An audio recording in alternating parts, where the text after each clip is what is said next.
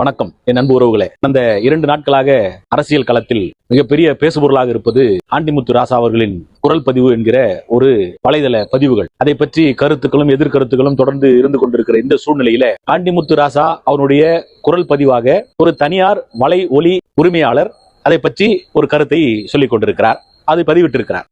அதில் வந்த கருத்துக்களை எதிர்க்கட்சி தலைவர், நாளைய முதல்வர் அண்ணன் எடப்பாடியார் மக்களிடத்தில் அதை கொண்டு போய் சேர்க்க வேண்டும் என்பதற்காக. காரணம், திரு கருணாநிதி தெரிந்தோ தெரியாமலோ தமிழ்நாட்டில் 5 முறை இருக்கிற மற்ற அனைவருக்கும் முதலமைச்சராக இருந்திருக்கிறார். 3 முறை மக்களால் தேர்ந்தெடுக்கப்பட்டு 2 முறை புரட்சித் தலைவரால் முதலமைச்சராக இருக்கிறார். அதனால் நமக்கும் அவர் முதலமைச்சராக இருந்திருக்கக்கூடிய ஒரு சூழ்நிலை. அந்த முதலமைச்சரை பற்றி ஒரு கருத்து பதிவிடப்படுகிறது.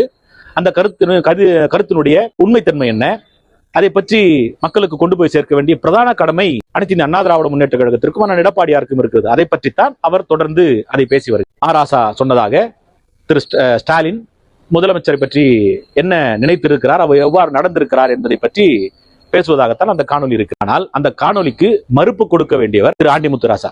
அந்த அவரோட ட்விட்டர் கூட திரு ஆண்டிமுத்து ராசா அவருடைய சுட்டுரையில, அதாவது ட்விட்டர்ல ஒரு 12 மணி நேரத்திற்கு முன்பாக பதிவிடுகிறார். அதுல என்னன்னா, என்னுடைய குரல் பதிவை போன்று அதில் ஒட்டியும் வெட்டியும் எடிட்டிங் செய்தும் செயற்கை நுண்ணறிவை பயன்படுத்தியும் பல்வேறு கருத்துக்களை, அதில் தவறான கருத்துக்களை பதிவிட்டிருக்கிறார்கள்.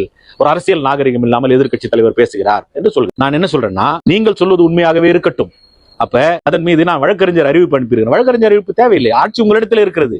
உங்கள் குரலை போல, உங்களுடைய கட்சி தலைவரை போல, உங்கள் முதலமைச்சருடைய தந்தையை பற்றி ஒரு தவறான கருத்து சமூக வலைத்தளங்களிலே பரவி கொண்டிருக்கிறது. அப்ப அதன் மீது உரிய நடவடிக்கை எடுக்க வேண்டிய பொறுப்பும் கடமையும் உங்களுக்கு இருக்கு. அப்ப நீங்க என்ன பண்ணணும், காவல்துறையிடத்திலே புகார் கொடுக்க வேண்டும், அல்லது மத்திய புலனாய்வுத்துறையிலே நீங்கள் புகார் கொடுக்க வேண்டும். இது போன்ற என் குரல் பதிவை யாரோ ஒருவர் சமூக வலைத்தளங்களில் பதிவிட்டிருக்கிறார், அதனுடைய உண்மைத்தன்மை என்ன, அவர் மீது நடவடிக்கை எடுக்க வேண்டும் என்று நீங்கள் குற்றமற்றவராக இருந்தால். நேற்று திரு முதலமைச்சர் ஸ்டாலின் அரசியல் பொதுக்கூட்டத்தில் பேசுகிற போது, எதிர்க்கட்சி தலைவரை பேசுகிற போது, ஆண்மை இருந்தால், துணிவு இருந்தால், தைரியம் இருந்தால் சொல்றாரு. அதையே நான் உங்களிடத்தில் கேட்கிறேன். ஆண்மை இருந்தால், துணிவு இருந்தால், தைரியம் இருந்தால் அந்த வலைதள பதிவை நீங்கள் எடுத்து, அது எந்த வலைதள பதிவிலே வந்ததோ அதை எடுத்து அதன் மீது ஒரு புகாரை மத்திய புலனாய்வுத்துறையிடத்திலே கொடுங்கள். இதனுடைய உண்மைத்தன்மையை அவர் கண்டுபிடிக்கட்டும். எனக்கும் கருணாநிதி முதலமைச்சராக இருந்திருக்கிறார், அவர் மீது ஒரு தவறான கருத்து இருக்கிறது. எனவே அதை சமூக மக்களுக்கு கொண்டு போய் சேர்க்க வேண்டிய கடமை எனக்கும் இருக்கிறது, உங்களுக்கும் இருக்கிறது, குறிப்பாக உங்களுக்கு அதிகமாக இருக்கிறது. அப்ப நீங்க அதை உடனடியாக கொடுக்க வேண்டிய பொறுப்பு இருக்கிறது. இது ஒரு புறம். இரண்டாவது, அழகிரி பேசியதாக அன்றைய தினம் இந்தியா முழுவதும் வெளியிடக்கூடிய ஒரு ஆங்கில பத்திரிகை தன்னுடைய தந்தையார் சிறையில் இருக்கிறார் என்று அழகிரி சொன்னதாக கருத்தை வெளியிட்டு இருக்கிறார்கள். அப்ப அழகிரி சொன்னதாக வெளியிடப்பட்ட அந்த கருத்துக்கு திரு அழகிரி இன்று வரையிலே மறுப்பு தெரிவிக்கவில்லை. ஆனால் திரு ஆண்டிமுத்து ராசா அவர்களின் குரலாக வந்திருக்கக்கூடிய இந்த ஒளிப்பதிவை திரு ராசா மறுக்கிறார் என்று சொன்னால், அழகிரி சொன்னது உண்மையா, ராசா தற்போது சொல்வது உண்மையா என்பது 2 கேள்வி. இதற்கெல்லாம் மேலாக திரு ஆண்டிமுத்து ராசா அவர்களுடைய குரல் பதிவு வந்திருக்கிறது. அந்த குரல் பதிவினுடைய உண்மைத்தன்மை என்ன, அது மக்களிடத்திலே கொண்டு போய் சேர்க்க வேண்டிய கடமை எனக்கு இருக்கிறது என்பதன் அடிப்படையிலே நாளை முதல்வர் அண்ணன் எடப்பாடியார் மக்களிடத்திலே கொண்டு போய் சேர்க்கிறார். இதனுடைய அடியும் தெரியாம, நுனியும் தெரியாம, கூட்டணி கட்சிகள் எஜமானனுக்கு கூடுதலான விசுவாசத்தை காட்ட வேண்டும் என்பதற்காக கடுமையான விமர்சனங்களை செய்த கருணாநிதி மீதும் ஸ்டாலின் மீதும் கடுமையான விமர்சனங்களை செய்த அண்ணன் வைகோ, முழுவதுமாக தங்களுடைய இயக்கத்தை இலைபேசி விட்டுவிட்ட தோழர் சண்முகம், இன்றைக்கு கடைசியாக கூட்டணியில் சேர்ந்திருக்கிற அம்மையார் பிரேமலதா, 3 பேரும் அது என்ன நடந்தது, அதனுடைய அடிப்படை தன்மை என்ன, யார் யாரை பத்தி சொல்லியிருக்காங்க, அதற்கு என்ன எதிர்வினை ஆற்ற வேண்டும் என்ற அடிப்படை அறிவு கூட இல்லாமல் எஜமான விசுவாசத்திற்காக மட்டுமே இப்படி பேசக்கூடாது, அப்படி பேசக்கூடாது. இந்த 3 பேருக்கும் நான் ஒன்று தெளிவாக சொல்கிறேன். நீங்கள் பேச வேண்டுவதோ, நீங்கள் வசைபாட விரும்புவதோ, நீங்கள் கேள்வி கேட்பதோ யாரை என்று சொன்னால், நீங்கள் கூட்டணியுடைய தலைவராக இருக்கிற திராவிட முன்னேற்ற கழகத்தினுடைய துணை பொதுச் செயலாளர் ராசாவை தான் கேட்கணும். எப்பா நீ அந்த மாதிரி பேசியிருக்கியா, அது குரல் உன்னுடையதா?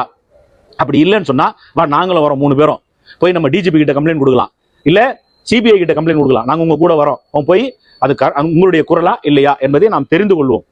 கருணாநிதியை பத்தி தவறான ஒரு கருத்து பரவி கொண்டிருக்கிறது, திரு ஸ்டாலினை பத்தி தவறான ஒரு கருத்து மக்களிடத்தில் பரவி கொண்டிருக்கிறது. இது அரசியல் தேர்தல் நேரம், இது உடனடியாக இந்த உண்மையை மக்களுக்கு கொண்டு போய் சேர்க்க வேண்டும். வா நம்ம போலாம், ஒன்னா சேர்ந்து ஃபைட் பண்ணலாம் அப்படின்னு நீங்க சொன்னீங்கன்னா அது நியாயம். ஆனா குற்றம் செய்தவர் யாரோ, அந்த குற்றத்தை வெளிப்படுத்தியது யாரோ, ஆனால் மக்களிடத்தில் உண்மையை கொண்டு போய் சேர்க்க வேண்டும் என்பதற்காக ஒருவர் முயற்சி செய்கிறார், அவர் மீது நீங்கள் சேற்றை வாரி வீசுகிறீர்கள். இதுதான் உங்கள் அரசியல் நாகரிகமா? இதுதான் உங்கள் அரசியல் அறமா? அதனால் என்ன நடந்தது என்பதை நீங்கள் தெரிந்து கொண்டு நீங்கள் எதிர்வினையாற்ற வேண்டும். அதனால உங்க எஜமான விசுவாசத்தை கட்சியோட வச்சுக்கோங்க, தேர்தலோட வச்சுக்கோங்க. எங்க மீது வந்து ஏறாதீங்க. திரும்பி பல உண்மைகள் வெளிவருவதற்குண்டான வாய்ப்பு இருக்கிறது. ஆனால் இன்னொன்று, என் அன்புக்குரிய உறவுகளே, நீங்கள் எது உண்மை எது பொய் என்பதை நீங்கள் தெளிவாக புரிந்து கொள்ள வேண்டும். இது போல பேசியது உண்மையா? பேசியதை அவர் மக்களிடத்தில் கொண்டு போய் சேர்க்கிறார், அது உண்மையா? இந்து பத்திரிகையிலே அழகிரி சொன்னதாக ஒரு கருத்து வந்திருக்கிறது, அது உண்மையா என்பதையெல்லாம் நீங்கள் தீர விசாரித்து ஒரு முடிவு பெற வேண்டும். காரணம், தேர்தல் நெருங்க நெருங்க இன்னும் இது போன்ற பல சித்து விளையாட்டுகளை எல்லாம் திராவிட முன்னேற்ற கழகம் முன்னெடுக்கும்.